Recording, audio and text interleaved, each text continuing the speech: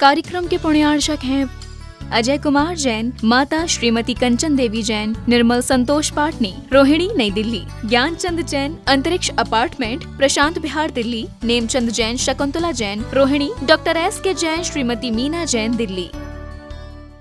राष्ट्र संत आचार्य श्री विद्यानंद जी मुनिराज के मंगल आशीर्वाद और आचार्य श्री प्रज्ञा सागर जी मुनिराज की मंगल प्रेरणा और सानिध्य में भारत की राजधानी दिल्ली के सेक्टर 10 स्थित द्वारका में बनाया गया है रत्नत्रय जिन मंदिर। नवीन जिन मंदिर जी में मूल नायक के रूप में विराजमान है 23वें तीर्थंकर भगवान पार्श्वनाथ की 1600 वर्ष प्राचीन भूगर्भ से प्रकट प्रतिमा। अतिशय क्षेत्र के रूप में विश्व विख्यात हो चुका है मंदिर जी। अपनी मंशापूर्ण एवं आत्म कल्याण के उद्देश्य से यहाँ आते हैं संपूर्ण भारतवर्ष से भक्तजन। तो आप भी आइए और अतिशय क्षेत्र में विराजमान भगवान पार्श्वनाथ के दर्शन कर उठाएं धर्म लाभ। अब बताओ, उसने फालतू परिणाम नहीं लाया तो सुखी है कि दुखी है? बोलो, सुखी है कि दुखी है? और जो परिणाम लाया था वो सुनो, वो वर्तमान में भी दुखी, और उसने उस समय जो कर्म बांधे उससे आने वाला जो परिणाम आएगा, कर्म का उदय आएगा, उससे भी क्या होगा? दुखी होगा। अब दुखी हो गया नहीं हो गया? और सुनो, उसकी बात यदि सब में फैल जाए तो फोन आना प्रारंभ हो जाए, भाई साहब आपने क्या कहा था, आपने क्या बोला था, आपने क्या समझ रखा है, हम बेवकूफ हैं, हम पागल हैं, हम ये हैं, हम वो हैं। लो बेटा, व्हाट्सएप चालू, फोन चालू। अब वो घर में बैठे बैठे कोठी में है, एसी में बैठा हुआ है। अब बताओ, सुखी है कि दुखी है? सच बताओ भैया। अरे डनलप की गद्दे में बैठा है, एसी चल रहा है, पूरा परिवार बैठा हुआ है, धन दौलत है, लेकिन उसके व्हाट्सएप ने, फोन ने उसे क्या कर दिया? किसकी गलती थी? किसकी गलती थी? अरे पंखा देखता चलता हुआ, पंखा देखता टूटता हुआ, तुझे क्या करना था? तूने पर क्या कर लिया झंझट? तूने अपना झंझट बसाया। क्यों? क्योंकि तू ज्ञाता दृष्टा नहीं बना। क्या नहीं बना?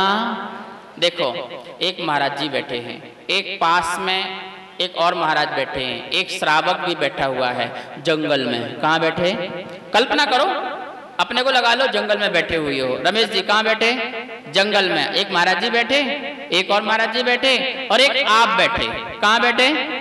जंगल में। सामने से एक हिरण को शेर पकड़े हुए है। किसको? हिरण को कौन पकड़े हुए है? शेर पकड़े हुए है। अब देखो तीनों के परिणाम। जो श्रावक बैठा हुआ है ना, वो तो शेर के प्रति क्रूर परिणाम ला रहा है। कितना पापी है, कितना दुष्ट है, कितना ये है, कितना पाप बंद कर रहा है, कैसा काम कर रहा है, ये बलहीन को खा रहा है, पी रहा है, और इसको ऐसा नुकसान पहुंचा रहा है, ये नरक जाएगा, निगोज जाएगा, क्या क्या नहीं बोल रहा। और हिरण के प्रति कैसे परिणाम उसके? देखो कितनी बेचारी है, करुणावान है और सरल है, बलहीन है, उसके प्रति करुणा, और सिंह के प्रति क्रूर। दो परिणाम चल रहे हैं। कैसे परिणाम चल रहे हैं? चल रहा नहीं चल रहा है? लेना देना कुछ है क्या? लेना देना तुम कुछ कर सकते हो क्या? जाओगे तो तुम्हारा नंबर भी आ जाएगा, ठीक है ना? तो क्या परिणाम बोल रहे हैं? किसी के पर के काम में फंसोगे तो तुम भी फंस जाओगे, ध्यान रखना।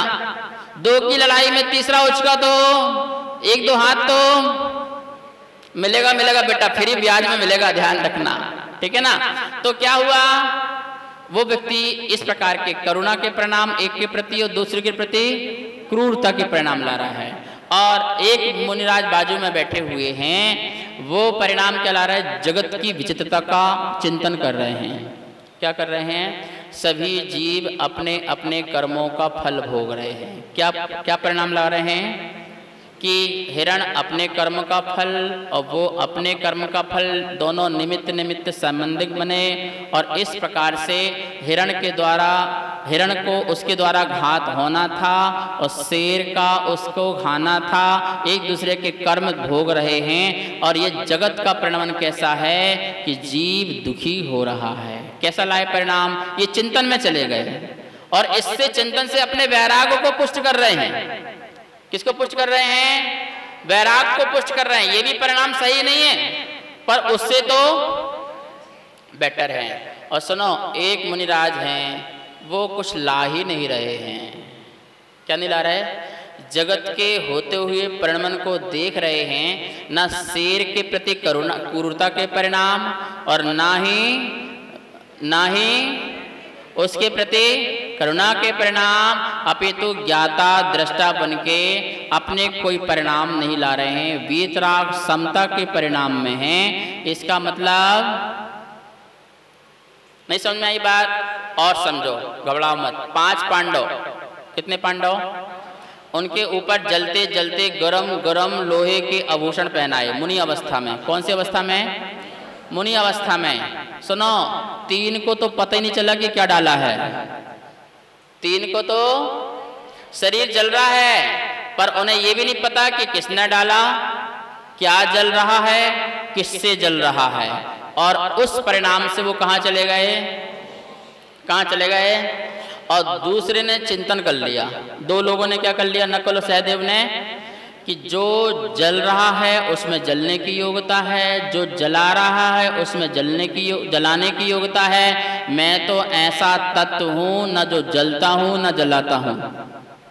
आत्मा कैसी? न जलती है न जलाती है। शरीर में जलने की योग्यता है, वो जल रहा है, और अग्नि में जलाने की योग्यता है, वो जला रही है। शरीर अपना जलने की अपना काम कर रहा है, अग्नि जलाने का अपना काम कर रहा है, और मैं सिर्फ ज्ञाता दृष्टा दोनों के कार्य को देख रहा हूँ। मैं तो अपने में रमा हुआ हूँ। ऐसे परिणाम चिंतन से वो कहाँ चले गए? ये परिणाम भी थोड़ा बहुत अच्छे हैं, पर बिल्कुल भी अच्छे इतने थोड़ा खराब भी हैं, क्योंकि कहाँ हो गया? सर्वार्थ सिद्धि पहुंच गए। कहाँ पहुंच गए? और जिनने इसका चिंतन ही नहीं किया, अपने में डूबे रहे, ज्ञान में मात्र, किस में डूबे रहे, वो कहाँ पहुंच गए? समझ में आया ना आपके परिणाम? तो मैं कौन? बोलो फटाफट बोलो, मैं कौन? मैं कौन? क्या चाहता हूँ? क्या चाहता हूँ? दूसरा नंबर क्या था? सुख है ना। पहला मैं कौन, मैं अपने को जान लिया, मैं कौन, मेरा स्वरूप कौन, मेरा स्वभाव क्या, ये सब जान लिया। क्या चाहता हूँ?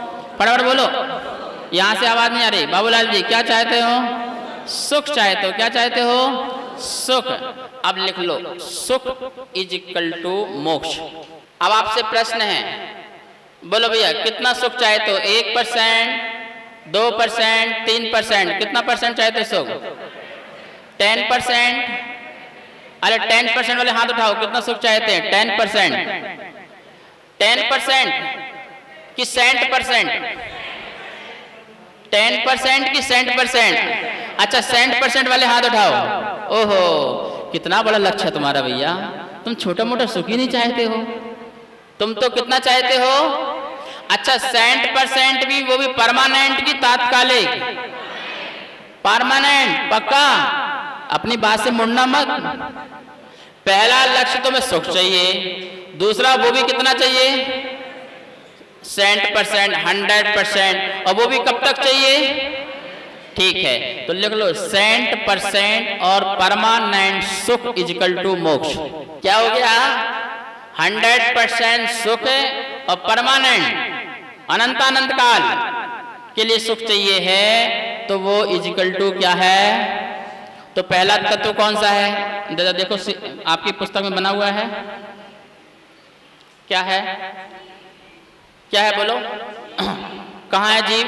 ऊपर बना है ना, तो उसके बाजू में ही तुम्हारा सुख पड़ा हुआ है। कहाँ जाना है तब? अरे बाजू वाला देखो, आश्रम मत जाओ भी। कहाँ जाना है? देखो क्या लिखा, देखो आप डायरी में देखो, अपनी पुस्तक में देखो कहाँ लिखा है। मैं कौन, क्या चाहता हूँ, कितना सुख चाहते हो, कहाँ पर है, कितनी दूर है, कितनी दूर है, कितने किलोमीटर में है, कौन सी दुनिया में है, कौन सा वर्ल्ड में है। अरे जस्ट तुम्हारे देखो जीभ के जस्ट बाजू में, बिल्कुल दाहिने हाथ में। किसके हाथ में है? बाएं हाथ में नहीं, दाहिने हाथ में बहुत ताकत होती है ना, इसलिए इसको वहां रखा है। बहुत कुछ भी उठा के काम कर सकते हैं। तुम्हारा सुख तुम्हारे पास में है, बिल्कुल तुम्हारे बाजू में है। यदि तुम्हें सच्चे स्वरूप का ज्ञान हो जाए तो अनंत सुख तुमको तुरंत मिल जाए। तुम्हें कहीं जाने की आवश्यकता, कहीं दुकान मकान जाने की आवश्यकता, पूरा संसार में जाने की आवश्यकता, क्योंकि तुम जीव और तुम्हें क्या चाहिए? मोक्ष। अच्छा, अब इसको ये भी बोल सकते हो, मैं मोक्ष चाहता हूं। क्या बोल सकते हो? बोल सकते हो ना। जैसे आप बोलते हो मैं सुख चाहता हूं इज इक्वल टू मैं क्या चाहता हूं, बोल सकते हो ना। तो आपके दो तत्व हो गए नहीं हो गए? हो गए नहीं हो गए? पहला तत्व कौन सा हो गया? तो पहला तत्व जानना जरूरी है कि नहीं है? अपने को जानना जरूरी है कि नहीं है? अच्छा, जो चाहते हैं वो तत्व कौन सा? बोलो कौन सा? उसको जानना जरूरी है कि नहीं है? जो चाहना है, जो पाना है, जो होना है, उसको जानना जरूरी है कि नहीं है? तो महाराज जी दो ही तत्व पढ़ाओ ना, फालतू के चक्कर में लगे हो। फालतू के चक्कर में क्यों लगे हो? जब हमारा काम सिद्ध हो रहा मैं कौन और क्या चाहता हूं, तो दो काम हो गए ना। ये सारा झंझट क्यों पाल रखा फिर आपने? ये पांच और पढ़ाने की क्या आवश्यकता है? तो नहीं आवश्यकता है। क्या आवश्यकता? देखो पहले बोलो मैं सुख चाहता हूं, अथवा क्या बोल सकते हो? पक्का 100% मैं। तो अब सबने लक्ष्य बनाया है, ध्यान रखना। कितने लोग मोक्ष चाहते हैं? तो मेरे साथ कितने लोग चलोगे? अरे मैं भी मोक्ष चाहता हूं यार, मैं भी सुख चाहता हूं, और इसीलिए तो मैंने भी ये सब छोड़ा है, ये दुनियादारी छोड़ी है, ये सब छोड़ करके यहाँ बैठा हूँ। इतना पढ़ा लिखा, धूप गर्मी सर्दी सब बर्दाश्त कर रहे हैं और समता रूप परिणाम ला रहे हैं। कुछ कुछ अंश में बीच बीच में ज्ञाता दृष्टा बन रहे हैं, ज्ञायक बन रहे हैं, शुद्ध उपयोग में जा रहे हैं। तो हमने भी पुरुषार्थ किया, अब तुम भी करोगे। कम से कम रात्रि भोजन मत करो, अवक्ष का सेवन मत करो, 2 टाइम कम से कम सामायिक रखो, अपने परिग्रह का परिमाण बनाओ, कितना भी बनाओ पर एक सीमा बना लो। मैं इतना ही परिग्रह रखूंगा, ज्यादा नहीं रखूंगा। रोज 2 टाइम मंदिर आऊंगा, 3 टाइम स्वाध्याय करूंगा, क्योंकि आपको क्या चाहिए? तो हाँ, तो उपाय भी तो करना पड़ेगा भाई साहब, है तो बाजू में, ज्यादा दूर तो बिल्कुल भी नहीं है, पर थोड़ा क्या करना पड़ेगा। चलिए अब आगे प्रश्न करते हैं आपसे। मैं सुख चाहता हूं, तो इस सुख चाहने में 2 तत्व बाधक तत्व हैं। कौन से तत्व हैं? जो बाधा पहुंचा रहे हैं। क्या पहुंचा रहे हैं? बाधा पहुंचा रहे हैं। मैं उपाय तो कर रहा हूं, पर 2 तत्व कैसे हो रहे हैं? मेरे सुख में या मेरे मोक्ष जाने में या मुझे मोक्ष पाने में, सुख पाने में क्या पहुंचा रहे हैं? बाधक। तो कौन से वो तत्व हैं? 2। लेफ्ट वाले, राइट वाले? लेफ्ट वाले। कौन से? देखो बने हुए ना, देखो आश्रव और बंद। इसका मतलब मुझे ये भी जानना पड़ेगा, क्योंकि जो बाधा पहुंचाए, कोई व्यक्ति तुम्हारे काम में बाधा पहुंचाए, तो उसके बारे में जानना जरूरी है कि नहीं है? तुम्हारा काम में अड़चन आ रहा है और तुम उसके बारे में ना जानो तो अड़चन दूर होगी क्या? पहले जानो क्यों अड़चन पहुंचा रहा है, फिर अपने को ठीक कर लो, ठीक है ना। तो उसको जानना, इसलिए आपको 2 तत्व और जानना जरूरी है कि नहीं? कौन से? मैं तो सुख चाहता हूं, और मैं जो चाहता हूं ये बाधा पहुंचा रहा है। कौन बाधा पहुंचा रहा है? आश्रव। और तो इसके बारे में जानना जरूरी है कि नहीं? है कि नहीं बताओ? पक्का 100%। तो 2 तत्व ये भी चाहिए भैया। अच्छा, 2 तत्व साधक तत्व हैं, जो मुझे सुख में साधन पहुंचाए, जो मेरे सुख में कारण बने। ऐसे 2 तत्व हैं, वो साधक तत्व हैं। वो कौन से हैं भैया? अरे सामने वाले ही है। हाँ, मेरे सामने वाली खिड़की में संबर निर्जरा तत्व रहते हैं।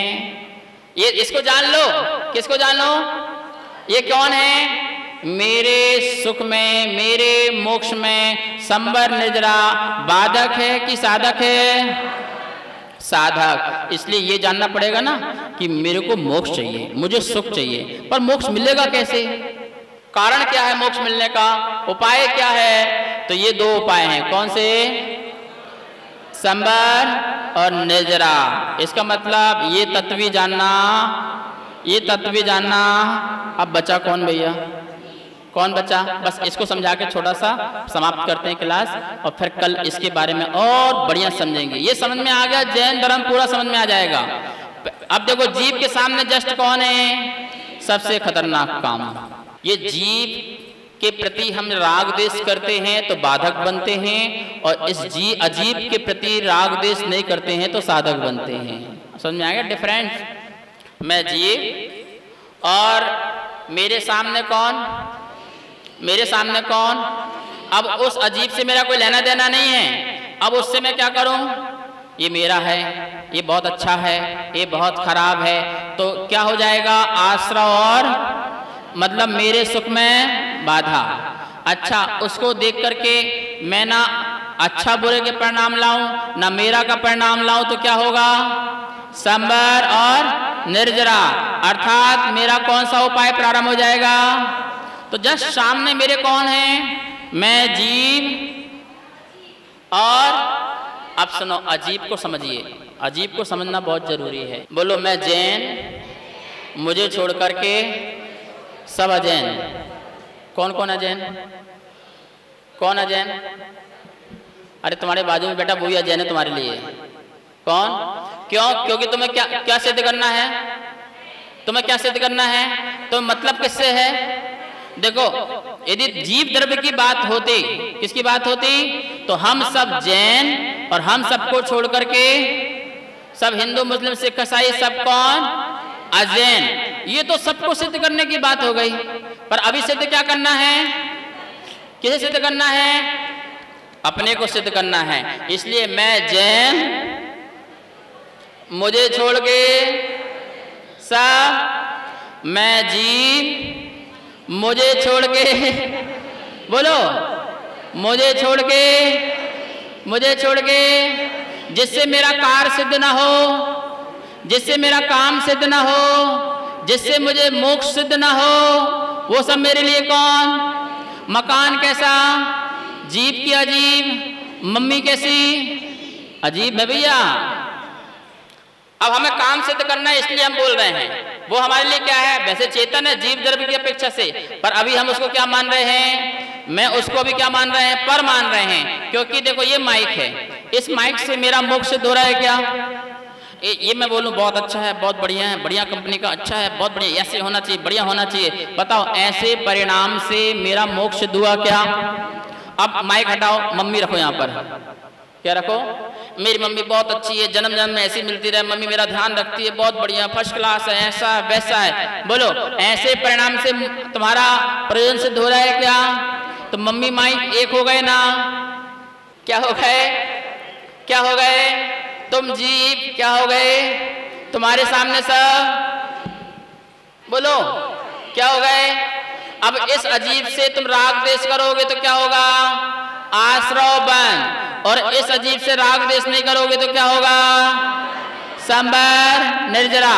इस अजीब से राग द्वेष करोगे तो क्या होगा? आश्रय बंध। आश्रय बंध इज इक्वल टू अनंत दुख, अनंत संसार। और इस अजीब को लेकर के क्या नहीं करोगे? राग द्वेष मोह नहीं करोगे, ये मेरा, ये तेरी, ये अच्छी, ये बुरी, ऐसे परिणाम नहीं लाओगे तो क्या होगा? संबर और निर्जरा इज इक्वल टू अनंत सुख। अल्प संसारी और अनंत सुखी हो जाओगे। मिल गया ना सुखी होने का राज? मिल गया सुखी होने का राज? मैं कौन? मुकेश जी, मैं कौन? मैं जी, मुझे छोड़कर शेष विषय कर लेंगे। इस कार्यक्रम के प्रणयार्चक थे अजय कुमार जैन, माता श्रीमती कंचन देवी जैन, निर्मल संतोष पाटनी, रोहिणी नई दिल्ली, ज्ञानचंद जैन, अंतरिक्ष अपार्टमेंट, प्रशांत विहार दिल्ली, नेमचंद जैन, शकुंतला जैन, रोहिणी, डॉक्टर S.K. जैन, श्रीमती मीना जैन दिल्ली।